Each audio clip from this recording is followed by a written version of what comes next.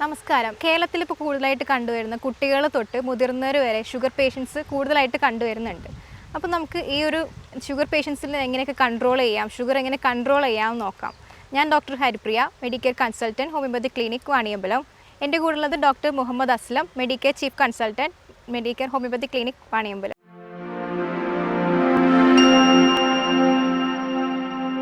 ഡോക്ടറെ, നമുക്ക് sugar control ചെയ്യാൻ എന്തൊക്കെയാണ് ഇപ്പോൾ ചെയ്യേണ്ടത്? ഷുഗർ കൺട്രോൾ ചെയ്യാന്ന് പറഞ്ഞപ്പോൾ ഡോക്ടർ ഇൻട്രൊഡക്ഷനിൽ പറഞ്ഞ പോലെ തന്നെ ഇന്ന് ചെറിയ കുട്ടികൾ മുതൽ വലിയ ആളുകൾ വരെ ഇന്ന് ടൈപ്പ് 2 ഡയബറ്റീസ് കണ്ടുവരുന്നത്. ടൈപ്പ് 1 പിന്നെ ഒക്കെ ജന്മന ഉണ്ടാവുന്നതാണെന്ന് നമുക്ക് പറയാം. പക്ഷേ ടൈപ്പ് 2 ഡയബറ്റീസ് ഇന്ന് ഭയങ്കരമായിട്ട് കോമൺ ആയിട്ട് കൂടി വരുന്നുണ്ട്. നമ്മുടെ അമിതമായിട്ടുള്ള ഷുഗറിൻ്റെ ഉപയോഗം തന്നെയാണ്. ഷുഗർ എന്ന് പറയുമ്പോൾ തന്നെ അത് കട്ട് ചെയ്യുക എന്നുള്ളതാണ് അതിൽ ഏറ്റവും ഇമ്പോർട്ടൻ്റ് ആയിട്ടുള്ളത്. ഷുഗർ കുറക്കാതെ ഒരിക്കലും ഷുഗർ മാനേജ് ചെയ്യാൻ പറ്റില്ല. ഇന്ന് പല ആളുകളും ഷുഗർ ഭക്ഷണത്തിലൊക്കെ ചിലപ്പോൾ കൺട്രോൾ വരുത്തും, പക്ഷേ ഷുഗർ ഇട്ട ചായ ഒഴിവാക്കാൻ അവർക്ക് മടിയാണ്. കല്യാണത്തിന് പോയാൽ ഷുഗർ ഇട്ട പായസം അവർ കുടിക്കും, അല്ലെങ്കിൽ ഷുഗർ സ്വീറ്റ് എന്തെങ്കിലും സ്വീറ്റ്സ് ഉള്ളത് അവർ കഴിക്കും. പലപ്പോഴും ഇത്തരം സ്വീറ്റ്സ് ആയിട്ടുള്ള കാര്യങ്ങൾ ഒഴിവാക്കാതെയാണ് ഷുഗറിനെ അവർ മാനേജ് ചെയ്യുന്നത്. പക്ഷേ നമ്മുടെ ആളുകളുടെ ഒരു പൊതുശീലം എന്താണെന്ന് വെച്ചാൽ ഒരു ഗുളിക ഏറെ കഴിച്ചാലും വേണ്ടിയില്ല, മറ്റേ മരുന്ന് കൂടുതൽ കഴിച്ചാലും വേണ്ടിയില്ല, ഈ മധുരം ഇട്ട സംഗതികൾ കട്ട് ചെയ്യാൻ പലപ്പോഴും ഇന്ന് ആളുകൾക്ക് പ്രയാസമാണ്. അപ്പോൾ അതുകൊണ്ട് തന്നെ ഇന്ന് ഷുഗറിൻ്റെ ഒരു പ്രശ്നങ്ങൾ വളരെയധികം കൂടി വരുന്നതിൻ്റെ റീസൺ നമ്മുടെ മലയാളികളുടെ ഒരു ശീലമാണ് അല്ലേ, ഒരു മധുരമാണ്. നമ്മൾ സന്തോഷമൊക്കെ പങ്കുവെക്കുന്നത് പലപ്പോഴും നമ്മൾ മധുരം കൊടുത്തിട്ടാണ്. അപ്പോൾ അത് ആവശ്യത്തിന് കഴിക്കുക, പക്ഷേ അത് അമിതമാവുമ്പോൾ അല്ലെങ്കിൽ എല്ലാ ഭക്ഷണത്തിനും പിന്നെ പലപ്പോഴും കാർബോഹൈഡ്രേറ്റുകളുടെ അമിത ഉപയോഗം. നമുക്ക് അരിയില്ലാതെ ചോറ് കഴിച്ചില്ലെങ്കിൽ ആ നേരം മറ്റൊരു ഭക്ഷണം കഴിച്ചു കഴിഞ്ഞാൽ നമുക്ക് ഉറക്കം വരില്ല. അയ്യോ ഇന്ന് ചോറ് കഴിച്ചില്ലല്ലോ എന്നുള്ളതാണ് നമ്മുടെ എല്ലാവരുടെയും ഒരു ഫീലിങ്സ്. പക്ഷേ ചോറിന് പകരം നമ്മൾ കാർബോഹൈഡ്രേറ്റ് കുറച്ചുകൊണ്ട് പ്രോട്ടീനും ധാന്യങ്ങളും കൂടുതൽ ഉൾപ്പെടുത്തിയിട്ട് കഴിക്കുക എന്നുള്ളതാണ് ഏറ്റവും പ്രധാനം. അപ്പം പിന്നെ അതുപോലെ തന്നെ ചോറില്ലെങ്കിൽ നമുക്ക് രാത്രിയൊക്കെ പല ആളുകളും പറയുന്നിട്ടുണ്ട് രാത്രി ഭക്ഷണം ഒഴിവാക്കാൻ കഴിയുന്നില്ല, അല്ലെങ്കിൽ ചോറ് ഒഴിവാക്കുമ്പോഴേക്ക് എന്തോ ഭയങ്കര അസ്വസ്ഥതയാണെന്നുള്ളത്. അപ്പോൾ ഇത് മാനസികമായിട്ട് കൂടി ചോറ് എന്നുള്ളത് നമ്മുടെ മലയാളികളുടെ അല്ലെങ്കിൽ ഇന്ത്യക്കാരുടെ ഒരു വിഭവമാണ്. അപ്പോൾ അത് ഒഴിവാക്കിക്കൊണ്ട് തന്നെ വേണം നമുക്ക് ഷുഗറിൻ്റെ തുടക്കം കുറിക്കണം. ഷുഗർ ഉള്ള ആളുകൾ, ഷുഗർ രോഗികൾ കൃത്യമായിട്ട് അതിനെ പ്രതിരോധിച്ചുകൊണ്ട് അല്ലെങ്കിൽ അതിൻ്റെ കൺസംഷൻ കുറച്ചുകൊണ്ട് വേണം നമ്മൾ ഷുഗർ എന്നുള്ള ഒരു അവസ്ഥയുണ്ടെങ്കിൽ അല്ലെങ്കിൽ അതിലേക്ക് പോവാതിരിക്കാൻ നമ്മൾ ശ്രദ്ധിക്കേണ്ടത് എന്നുള്ളതാണ് നമ്മുടെ രോഗികളോട് നമുക്ക് ആദ്യം തന്നെ പറയാനുള്ളത്. നമ്മൾ ഏത് തരം അരിയാണ് കഴിക്കാൻ പറ്റുന്നത്? ചോറ്, എല്ലാവിധ ചോറും കഴിക്കാൻ പറ്റുമോ? അതെ, അതിൽ ഏറ്റവും ഇമ്പോർട്ടൻ്റ് ആയിട്ടുള്ളത് എന്ന് പറഞ്ഞാൽ നമ്മൾ ബ്രൗൺ റൈസ് ഉപയോഗിക്കുക എന്നുള്ളതാണ്. നമ്മളെ മലയാളികൾക്കൊക്കെ ഇപ്പോൾ പ്രത്യേകിച്ച് ചെറിയ കുട്ടികൾക്ക് പോലും ഈ നമ്മുടെ കുറുവ അരികൾ അല്ലെങ്കിൽ മട്ട അരികളൊക്കെ ഉപയോഗിക്കുമ്പോൾ അവർക്ക് കഴിക്കാൻ കഴിയില്ല, ഇഷ്ടമല്ല. പക്ഷെ നമ്മൾ ശ്രദ്ധിക്കേണ്ടത് ഈ വോൾ ഗ്രെയിൻ കഴിക്കുക എന്നുള്ള, ഈ തവിട് പോളിഷ് ചെയ്ത് കഴിച്ചു കഴിഞ്ഞാൽ വൈറ്റ് റൈസ് കഴിക്കുന്നത് മൂലം അത് ഗ്ലൈസിമിക് ഇൻഡെക്സ് കൂടുതലാണ്, അത് ഷുഗർ കൂട്ടും. അപ്പോൾ അതുകൊണ്ട് ഗ്ലൈസിമിക് ഇൻഡെക്സ് എത്രത്തോളം കുറച്ചിട്ട് നമ്മുടെ ഭക്ഷണത്തിൽ ഉൾപ്പെടുത്തി കഴിക്കാൻ പറ്റുമോ അത്രത്തോളം നമുക്ക് ഷുഗറിനെ മാനേജ് ചെയ്യുക എന്നുള്ളതാണ്. അപ്പോൾ അതുകൊണ്ട് ചുവന്ന അരി നമ്മൾ പ്രോത്സാഹിപ്പിക്കുക എന്നുള്ളത്. പിന്നെ നമുക്ക് മില്ലറ്റ്സ് നമുക്ക് പേഷ്യൻസിന് അഡ്വൈസ് ചെയ്യാവുന്നതാണ്. മില്ലറ്റ്സിൽ ഇപ്പോൾ നമുക്ക് ഓട്സ് പോലെയുള്ളത് അല്ലെങ്കിൽ നമ്മുടെ തീന പോലെയുള്ളത്, ചോളം, അങ്ങനെ പല മില്ലറ്റ്സിൽ അവൈലബിൾ ആണ്. അപ്പോൾ അതിലൊരു പരിധിവരെ നമ്മുടെ ഡയബറ്റീസ് കുറക്കാൻ നമ്മളെ സഹായിക്കും. പ്രത്യേകിച്ച് അതിൽ ഗ്ലൈസിമിക് ഇൻഡെക്സ് കുറവാണ്. പിന്നെ നമ്മൾ ചോറ് കഴിക്കുന്ന അത്ര നമ്മൾ കൺസപ്ഷൻ ഉണ്ടാവില്ല, കുറച്ച് അളവ് കുറച്ചിട്ട് തന്നെ നമ്മൾ കഴിക്കുള്ളൂ. അപ്പോൾ അതുകൊണ്ട് അത്തരം മില്ലറ്റ്സുകൾ ആഡ് ചെയ്യാൻ പറയാം. അതുപോലെ ബ്രൗൺ റൈസ് ആഡ് ചെയ്യാൻ പറയാം. പിന്നെ വോൾ ഗ്രെയിൻസ്, നമ്മൾ പോളിഷ് ചെയ്യാത്ത ധാന്യങ്ങൾ ഉപയോഗിക്കാൻ പറയാം എന്നുള്ളതാണ് ഇതിൽ അവരോട് നമ്മൾ അഡ്വൈസ് ചെയ്യാനുള്ളത്. പിന്നെ ഏതെങ്കിലും തരം എക്സസൈസ് നമുക്കിത് ഷുഗർ കൺട്രോൾ ചെയ്യാൻ പറ്റുന്ന എക്സസൈസ് കാര്യങ്ങൾ എന്തെങ്കിലും? യെസ്, നിർബന്ധമായിട്ടും നമുക്ക് വ്യായാമം ഇതിന് വളരെ പ്രധാനമാണ്. പ്രത്യേകിച്ച് നമ്മളൊരു 30 മിനിറ്റ്സ് എക്സസൈസ് എന്ന് പറയാം. അപ്പോൾ 30 മിനിറ്റ്സ് എക്സസൈസ് നമ്മൾ കൃത്യമായിട്ട് എല്ലാ ദിവസവും ചെയ്യുകയാണെങ്കിൽ നമുക്ക് അമിതവണ്ണം, ഷുഗർ, കാർഡിയാക് പ്രോബ്ലംസ്, അതുപോലെ നമ്മുടെ മൂഡ് ചേഞ്ചസ് ഒക്കെ നമുക്ക് കൺട്രോൾ ചെയ്യാൻ നമുക്ക് ഈ എക്സസൈസ് കൊണ്ട് പറ്റും. ഭയങ്കര പോസിറ്റീവായിട്ട് നമുക്ക് കിട്ടുന്നൊരു സംഭവമാണ് നമുക്ക് വ്യായാമം എന്ന് പറഞ്ഞാൽ. അതും പല ആളുകളും ചിലപ്പോൾ രാത്രിയൊക്കെ ഒരുപാട് വ്യായാമം ചെയ്യും. പക്ഷേ ഏറ്റവും നല്ലത് ഏർലി മോർണിംഗിൽ നമ്മളൊരു 6-7 മണിക്കൂർ ഫാസ്റ്റിംഗ് എടുത്തിട്ട് പിന്നെ രാവിലെ പോയി എക്സസൈസ് ചെയ്യുമ്പോൾ നമ്മുടെ ശരീരത്തിൽ ഉണ്ടാകുന്ന കൊഴുപ്പുകൾ അല്ലെങ്കിൽ അമിതമായിട്ടുള്ള കൊഴുപ്പുകൾ അടിയാനോ, ഷുഗറിൻ്റെ കണ്ടൻറ്റൊക്കെ കുറയാനോ, ഇൻസുലിൻ്റെ റെസിസ്റ്റൻസ് കുറക്കാനോ ഒക്കെ നമുക്ക് ഈ എക്സസൈസ് വളരെയധികം സഹായിക്കും. അപ്പോൾ ജപ്പാനിലെ ഒരു ടെക്നിക്ക് ഉണ്ട്, ഇപ്പോൾ ഇൻ്റർവൽ വാക്കിംഗ് എന്നാണ് പറയുക. ഈ ഇൻ്റർവൽ വാക്കിംഗ് ഭയങ്കര എഫക്റ്റീവായിട്ട് പറയുന്നുണ്ട്. നമ്മളെങ്ങനെ വെച്ചാൽ ഒരു 30 മിനിറ്റ് എക്സസൈസ്, ആ 30 മിനിറ്റിൽ ഒരു 3 മിനിറ്റ് നമ്മൾ നല്ല ശക്തിയായിട്ട് നല്ല സ്പീഡിൽ ഒരു 100 സ്റ്റെപ്പ് പെർ മിനിറ്റ് എന്ന് പറയാം. ഒരു 100 സ്റ്റെപ്പ് ഒരു മിനിറ്റിൽ നമ്മൾ 100 സ്റ്റെപ്പ് എടുക്കുന്ന രീതിയിൽ സ്പീഡിൽ അങ്ങനെ നമ്മളൊരു നടക്കും. എന്നിട്ട് 3 മിനിറ്റ് നമുക്ക് വളരെ സ്ലോ ഡൗൺ ചെയ്ത് കാമായിട്ട് റിലാക്സ് ചെയ്ത് നമ്മൾ 3 മിനിറ്റ് നടക്കും. വീണ്ടും 3 മിനിറ്റ് ഭയങ്കര സ്പീഡിൽ നമ്മൾ നടക്കും. അപ്പോൾ ഒരു ഇൻ്റർവൽ ആയിട്ടുള്ള സ്പീഡ് കുറച്ചും കൂട്ടിയും ചെയ്യുമ്പോൾ നമ്മുടെ ഇമ്മ്യൂണിറ്റി കൂടുന്നു എന്ന് പറയുന്നു. അതുപോലെ നമ്മുടെ ഈ കാർഡിയാക് ഇഷ്യൂസ് കുറയുന്നു എന്ന് പറയുന്നു. Life style disease, fatty liver കുറയുന്നു പറയുന്നു, ഡയബറ്റീസ് കുറയുന്നു പറയുന്നു. അപ്പോൾ ഈ ഒരു ഇൻ്റർവൽ വാക്കിംഗ് നമ്മൾ ചെയ്യണം. ഇപ്പോൾ സാധാരണ നമ്മൾ എല്ലാവരും നടക്കുന്ന ആളുകളാണ്. അപ്പോൾ നടക്കുമ്പോൾ അതിനൊരു കൃത്യമായിട്ടൊരു പാറ്റേൺ സ്വീകരിച്ചിട്ട് ഒരു 3 പ്രാവശ്യം 3 മിനിറ്റ് നമ്മൾ സ്ട്രോങ് ആയിട്ട് ബ്രിസ്ക് വാക്ക് ചെയ്യുന്നു. പിന്നെ അതിനുശേഷം ഭയങ്കര സ്ലോ ഡൗൺ ചെയ്യുന്നു. അങ്ങനെ ഒരു 10 സെറ്റ്, ഇതെല്ലാം ഒരു 10 സെറ്റായിട്ട് ഡെയിലി ചെയ്യുകയാണെങ്കിൽ നമ്മൾ ഈ പറഞ്ഞൊരു ഭയങ്കര ഹെൽത്ത് ബെനിഫിറ്റ് കിട്ടും എന്നാണ് പറയുന്നത്. അപ്പോൾ അതുകൊണ്ട് അത് നമ്മുടെ പേഷ്യൻസിനൊക്കെ നമുക്ക് അഡ്വൈസ് ചെയ്യാവുന്ന ഒരു കാര്യം കൂടിയാണ്. പിന്നെ നമ്മൾ ഈ നാരടങ്ങിയുള്ള ഭക്ഷണങ്ങളൊക്കെ അത് കഴിക്കുമ്പോൾ എന്തെങ്കിലും ബെനിഫിറ്റ് ഉണ്ടോ? തീർച്ചയായും. നമുക്ക് നാരടങ്ങിയ ഫൈബേഴ്സ്, നമ്മുടെ ശരിക്കും ഫൈബേഴ്സിൻ്റെ ഒരു ഗുണം എന്ന് പറഞ്ഞാൽ തന്നെ നമ്മുടെ ഗട്ടിലുള്ള മൂവ്മെൻറ്റ് കൂട്ടുക എന്നുള്ളത്. നമ്മളൊരു ചൂലിൻ്റെ എഫക്റ്റാണ് ശരിക്കും ഫൈബർ വഹിക്കുന്നത്. ഇപ്പോൾ പച്ചക്കറികൾ, ഇലക്കറികളൊക്കെ കഴിക്കുമ്പോൾ അതിലടങ്ങിയ ഫൈബേഴ്സ് നമ്മുടെ ഗട്ടിലുണ്ടാകുന്ന എന്തെങ്കിലും അവിടെ ലോഡ് ചെയ്ത് കിടക്കുന്നതായിട്ടുള്ള ഭക്ഷണം ദഹിക്കാതെ കിടക്കുന്നതൊക്കെ ഉണ്ടെങ്കിൽ തള്ളി പുറത്തേക്ക് കൊണ്ടുപോകാനും പുറത്തേക്ക് മലത്തിലൂടെ പുറത്ത് കളയാനൊക്കെ ഭയങ്കരമായിട്ടൊരു ചൂലിൻ്റെ എഫക്റ്റ് വഹിക്കുന്ന ഒരു കാര്യമാണ് ഫൈബർ എന്നുള്ളത്. അപ്പോൾ എപ്പോഴും നമ്മൾ ഭക്ഷണത്തിൽ ഫൈബർ ഇൻക്ലൂഡ് ചെയ്യുക എന്നുള്ളത് വളരെ പ്രധാനമാണ്.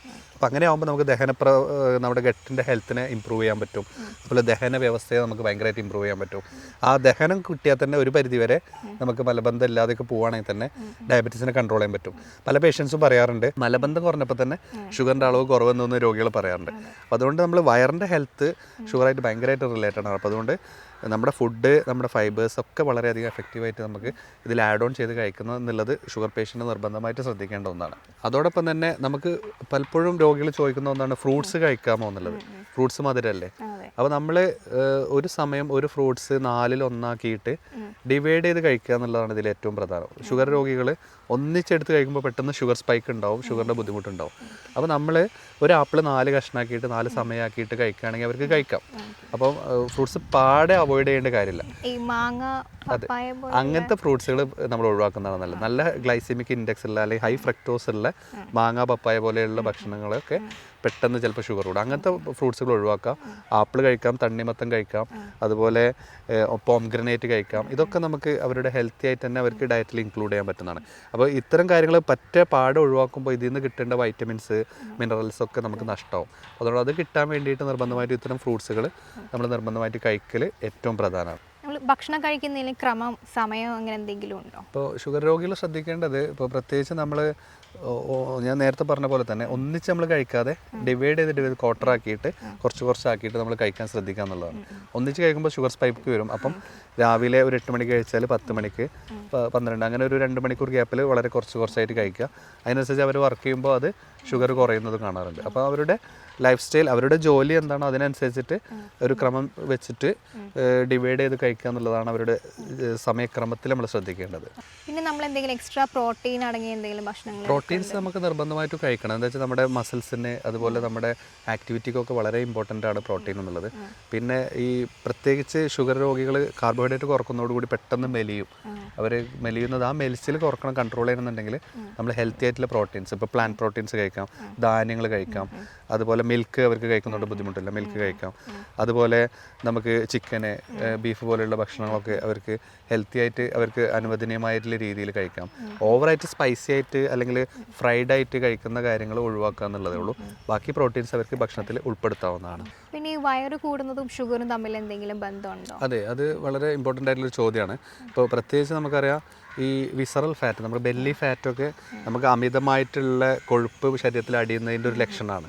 ഇപ്പോൾ ഒരാൾ വയറ് വെക്കുന്നുണ്ടെന്നുണ്ടെങ്കിൽ അയാൾക്ക് കൂടുതലായിട്ട് ബെല്ലി ഫാറ്റ് വരുന്നുണ്ടെങ്കിൽ അയാളുടെ ഒരു മെറ്റബോളിക് ഡിസോർഡർ വരുന്ന അല്ലെങ്കിൽ ഒരു ജീവിതശൈലി രോഗത്തിന് അദ്ദേഹം വളരെ അടുത്തെത്തിയിട്ടുണ്ട് എന്നുള്ളതാണ്. അപ്പോൾ അതൊരു സൂചനയാണ്. അങ്ങനെ വന്നിട്ടുണ്ടെങ്കിലും നമുക്കത് പരമാവധി നമുക്ക് ഭക്ഷണത്തിലും നമ്മുടെ കൺട്രോൾ, എക്സസൈസും ഒക്കെ ഉണ്ടെങ്കിൽ റിവേഴ്സ് ചെയ്യാൻ പറ്റും. അപ്പോൾ അങ്ങനെ കൂടുന്ന ഏത് സംഗതികളും, ബെല്ലി ഫാറ്റ് അല്ലെങ്കിൽ വയറിനുണ്ടാവുന്ന വയറ് കൂടുന്നതൊക്കെ ജീവിതശൈലി രോഗമായിട്ടുള്ള പ്രമേഹം ആയിക്കോട്ടെ, ഹൈപ്പർ ടെൻഷൻ ആയിക്കോട്ടെ, അതുപോലെ ഫാറ്റി ലിവർ ആയിക്കോട്ടെ, ഇത്തരം അസുഖങ്ങൾക്കൊക്കെ അത് കാരണമാവും എന്നുള്ളത് നമ്മൾ തിരിച്ചറിയും. അതോടൊപ്പം തന്നെ നമ്മൾ ഈ ഇപ്പോഴത്തെ ഒരു ട്രെൻഡാണ് നമ്മുടെ ജങ്ക് ഫുഡ്സിൻ്റെ ഒക്കെ ഒരു ഉപയോഗം എന്നുള്ളത്. ഇപ്പോൾ നമ്മൾ പുറത്ത് പോയി കഴിക്കുന്ന പപ്സ് ആണെങ്കിൽ, അല്ലെങ്കിൽ ഇങ്ങനത്തെ ഓയിലിലുള്ള കടികളാണെങ്കിൽ, എണ്ണക്കടികളാണെങ്കിൽ, ഇതൊക്കെ ഹൈ ഷുഗർ കണ്ടൻറ്റും അതുപോലെ തന്നെ കാർബോഹൈഡ്രേറ്റ് കണ്ടൻറ്റും ഒക്കെ ഉള്ള ഭക്ഷണങ്ങളാണ്. അപ്പോൾ അത് പരമാവധി നമ്മൾ കൺട്രോൾ ചെയ്തുകൊണ്ട് മുന്നോട്ട് പോകുക എന്നുള്ളതാണ് ഏറ്റവും പ്രധാനമായിട്ടുള്ളത്. ഈ ഷുഗർ രോഗികൾ ഉറക്കക്രമമൊക്കെ എങ്ങനെയാണ്? ഉറക്കം നമ്മൾ കൃത്യമായിട്ട് ഷുഗർ രോഗി എന്നുള്ളതല്ല, നമ്മുടെ ഒരു ലൈഫ് സ്റ്റൈലിൻ്റെ ഒരു അസുഖം കൂടിയാണല്ലോ അത്. ലൈഫ് സ്റ്റൈൽ ഡിസോർഡർ ആണ് ഷുഗർ എന്ന് പറയുന്നത്. അപ്പോൾ ഇതിൽ കൃത്യമായിട്ടൊരു 7 മണിക്കൂർ തൊട്ട് 8 മണിക്കൂർ നിർബന്ധമായിട്ട് നമ്മൾ ഉറങ്ങുക എന്നുള്ളത് വളരെ പ്രധാനമാണ്. ഇപ്പം ഇന്ന് പല ആളുകളും രാത്രി ഓവർ ടൈം ആയിട്ട് ഫോൺ കണ്ടിട്ടും അല്ലെങ്കിൽ ജോലിയുടെ തിരക്ക് കാരണമൊക്കെ പലപ്പോഴും അവർ ഉറക്കം പ്രശ്നമാവുന്നുണ്ട്. ഇപ്പോൾ IT പ്രൊഫഷണലിലെ ആളുകളിൽ ഡയബറ്റീസ് കൂടി വരുന്നു എന്നുള്ള പഠനങ്ങൾ വരെയുണ്ട്. അപ്പോൾ അതുകൊണ്ട് അത്തരം സാഹചര്യത്തിൽ ജോലി ചെയ്യുന്ന ആളുകളാണെങ്കിൽ കൃത്യമായിട്ട് ഒരു 7-8 മണിക്കൂർ ഉറങ്ങാനുള്ള സാഹചര്യം അവർ ഒരുക്കുക എന്നുള്ളതാണ്. നമ്മുടെ ജോലിയും കാര്യങ്ങളൊക്കെ തിരക്കുണ്ടാവും, പക്ഷേ നമ്മുടെ ലൈഫിലൊരു അസുഖം വന്നു കഴിഞ്ഞാൽ പിന്നെ നമ്മുടെ ലൈഫ് ലോങ് സഫറിങ്സ് ആണ്. അപ്പോൾ അത് വരാതിരിക്കണമെങ്കിലും നമുക്ക് ഇൻറ്റേർണൽ ഓർഗൻസ് വരെ നമുക്ക് പലപ്പോഴും ഷുഗർ എന്ന് പറഞ്ഞാൽ എല്ലാ അവയവങ്ങളെയും ബാധിക്കുന്ന ഒരു അസുഖം കൂടിയാണ്.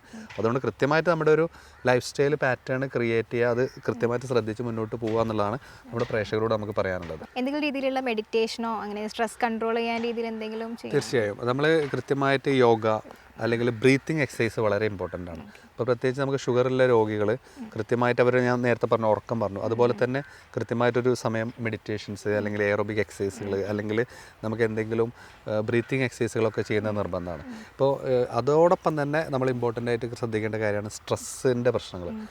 ഇപ്പോൾ ഇന്ന് നമ്മുടെ ലൈഫ് സ്റ്റൈൽ മാറിയപ്പോൾ നമ്മുടെ ഭക്ഷണത്തെയൊക്കെ കുറ്റം പറഞ്ഞാലും നമ്മുടെ ഈ സ്ട്രെസ്സ് ഭയങ്കര ഒരു ഫാക്ടറാണ് ഡയബറ്റീസ് വരാൻ.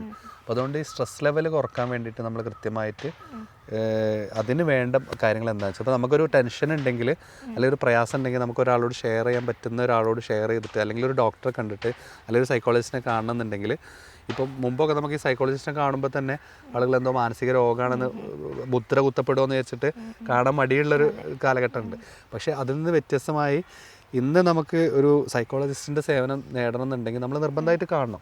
അത് കണ്ട് നമുക്ക് അതിനുള്ളൊരു സൊല്യൂഷൻ, ഒരു എക്സ്പേർട്ടായിട്ടുള്ള ഒരാളെ ഒരു സൊല്യൂഷൻ തേടി, അല്ലെങ്കിൽ ചിലപ്പം മെഡിക്കേഷൻ വേണ്ടി വരും. ഇപ്പോൾ ഹോമിയോപ്പതിക്കിൽ തന്നെ നമുക്കറിയാം ഒരു ഒട്ടനവധി നല്ല മെഡിസിൻസ് ഇത്തരം സൈക്യാട്രിക് അല്ലെങ്കിൽ സൈക്കോളജിക്കൽ ഇഷ്യൂസ് കവർ ചെയ്യാനും ആ പേഷ്യൻസിൻ്റെ മാനസിക നിലയെ കവർ ചെയ്യാനൊക്കെ നമുക്ക് മരുന്നുകളുണ്ട്. അപ്പോൾ ഇത്തരം കാര്യങ്ങൾ നമ്മൾ ശ്രദ്ധിച്ചുകൊണ്ട് മുന്നോട്ട് പോകുമ്പോൾ മാത്രമേ ഇത്തരം ലൈഫ് സ്റ്റൈൽ ഡിസീസിനെ നമുക്ക് ഓവർകം ചെയ്യാൻ പറ്റുള്ളൂ, അതിനെ നമുക്ക് മാറ്റാനും പറ്റുള്ളൂ എന്നുള്ളത് നമ്മൾ രോഗികൾക്ക് നമ്മൾ കൃത്യമായിട്ട് അറിഞ്ഞിരിക്കേണ്ട ഒരു കാര്യമാണ്. ഷുഗർ രോഗികൾ എന്തൊക്കെ കാര്യങ്ങൾ ശ്രദ്ധിക്കേണ്ടതുണ്ട്? അതെ, ഷുഗർ രോഗികൾ ശ്രദ്ധിക്കേണ്ട കാര്യങ്ങൾ ഏറ്റവും പ്രധാനമായിട്ടുള്ളത് റെഗുലർ ചെക്കപ്പ് ചെയ്യുക എന്നുള്ളതാണ്. സ്ഥിരമായിട്ട് അവരുടെ ഷുഗർ ലെവൽ മോണിറ്റർ ചെയ്ത് കൺട്രോൾ ചെയ്യുക എന്നുള്ളത്. പലപ്പോഴും ആളുകൾക്ക് ബ്ലഡ് എടുക്കാൻ മടിയാണ്, അല്ലെങ്കിൽ ബ്ലഡ് ചെക്കപ്പ് ചെയ്യാൻ മടിയാണ്. പിന്നെ അതിൽ തന്നെ ഏറ്റവും പ്രധാനമായിട്ടുള്ള ഒന്നാണ് നമ്മുടെ HbA1c ടെസ്റ്റ്. 3 മാസത്തെ ഷുഗറിൻ്റെ ആവറേജ് ലെവല്, ഇടയ്ക്കിടയ്ക്ക് ഷുഗർ നോക്കുന്നതിന് പകരം ഒരു HbA1c നോക്കുക. അത് നമുക്കൊരു 6 താഴെയാണ് അതിൻ്റെ നോർമലായിട്ട് നമുക്ക് നിൽക്കേണ്ടത്. അപ്പം അതിന് 6 മുകളിലാണെങ്കിൽ ഒരു പ്രീ ഡയബറ്റിക് ഫേസ് ആണ്, 7 മുകളിലാണെങ്കിൽ ഒരു ഡയബറ്റിക് ഫേസ് ആണ്. അപ്പം അത്തരം കാര്യങ്ങൾ ഉണ്ടോ എന്നുള്ളത് അവർ എപ്പോഴും റെഗുലറായിട്ട് റുട്ടീനായിട്ട് ചെക്കപ്പ് ചെയ്യുക. അതിനനുസരിച്ചിട്ട് അവരുടെ ഡയറ്റ്, എക്സസൈസ്, അവരുടെ മാനസിക ടെൻഷൻ, ഉറക്കം, ഇതെല്ലാം അവർക്ക് കറക്റ്റാക്കുക എന്നുള്ളതാണ് ഏറ്റവും പ്രധാനമായിട്ടുള്ളത്. പിന്നീട് നമ്മുടെ കാലിൻ്റെ ആരോഗ്യം. പലപ്പോഴും ഈ ഷുഗർ രോഗികളിൽ മുറിവ് വന്നു കഴിഞ്ഞാൽ ഉണങ്ങാൻ ബുദ്ധിമുട്ടാണ്, പിന്നെ ആംബ്യൂട്ട് ചെയ്യുന്ന ഇതൊക്കെ നമ്മൾ കണ്ടിട്ടുണ്ട്. അപ്പോൾ അത്തരം അവസ്ഥകളിൽ കാലിൽ എപ്പോഴും റെഗുലറായിട്ട് രാത്രി കാല് ക്ലീൻ ചെയ്യുക, കാലൊക്കെ ചെക്കപ്പ് ചെയ്യുക. എവിടെയെങ്കിലും ചെറിയ മുറിവുകളുണ്ടോ, ചിലപ്പോൾ ചെറിയ പെയിൻലെസ് ആയിട്ടുള്ള അൾസേഴ്സ് ഉണ്ടാവും, അതായിരിക്കും പിന്നീട് മുറിവാകും, കുറേ കഴിഞ്ഞിട്ടായിരിക്കും അവർ കാണുന്നത്. അപ്പോൾ തുടക്കത്തിൽ തന്നെ ചെറിയ മുറിവുകളൊക്കെ ഉണ്ടെങ്കിൽ പെട്ടെന്ന് ട്രീറ്റ് ചെയ്യുക എന്നുള്ളതും ഏറ്റവും പ്രധാനമാണ്. അപ്പം ഭക്ഷണം, ഉറക്കം എല്ലാം നമ്മൾ കൃത്യമായിട്ട് ശ്രദ്ധിക്കുക. ഇത് ഏറ്റവും പ്രധാനമായിട്ടുള്ള നമ്മുടെ ഡയബറ്റിസ് രോഗികൾ ശ്രദ്ധിക്കേണ്ട അല്പം ചില കാര്യങ്ങളാണ് ഇന്ന് നമ്മൾ സംസാരിച്ചത്. ഇന്നത്തെ ഈ വിഷയം നമുക്ക് ഡീറ്റെയിൽ ആയിട്ട് ഇത്രയും പറഞ്ഞു തന്ന ഡോക്ടർ മുഹമ്മദ് അസ്ലം ഡോക്ടർ നന്നായിട്ട് പറഞ്ഞു. അപ്പോൾ നമുക്ക് അറിയാൻ പറ്റി എന്തൊക്കെ നമ്മൾ റെഗുലറായിട്ട് എന്തൊക്കെ ചെയ്യണം, എന്തൊക്കെ ചെക്കപ്പ് ചെയ്യണം, നമ്മളെ ഫുഡിൽ എന്തൊക്കെ കൺട്രോൾ ചെയ്യണം, എല്ലാം നന്നായിട്ട് വിശദീകരിച്ച് പറഞ്ഞു. നിങ്ങൾക്ക് എന്തെങ്കിലും സംശയങ്ങളോ കാര്യങ്ങളോ ട്രീറ്റ്മെൻറ്റോ കാര്യങ്ങളോ ആവശ്യമുണ്ടെങ്കിൽ ഈ താഴെ കാണുന്ന നമ്പറിൽ നിങ്ങൾക്ക് കോൺടാക്റ്റ് ചെയ്യാവുന്നതാണ്. നിങ്ങൾക്ക് ഇനിയും ഇതുപോലത്തെ വീഡിയോസ് കാണണമെങ്കിൽ ഇതൊന്ന് ഫോളോ ചെയ്യേണ്ടതാണ്. Thank you.